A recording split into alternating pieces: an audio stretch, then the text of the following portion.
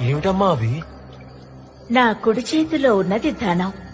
దీన్ని ఆరగిస్తే గొప్ప ధనవంతుడు అవుతావు. నా ఎడమ చేతిలో ఉన్నది విజ్ఞానం. దీన్ని ఆరగిస్తే నువ్వు గొప్ప పండితుడు అవుతావు. నీకు ధనం కావాలో విజ్ఞానం కావాలో తేల్చుకోవాల్సిన బాధ్యత నీదే నాయనా.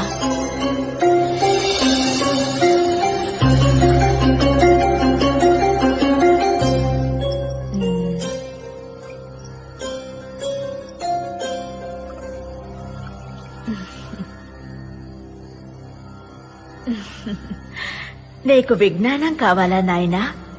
కాదమ్మా, నాకు ధనం కూడా కావాలి. రామకృష్ణ, ఏం చేస్తున్నావు? ఆగ్రహించకమ్మా.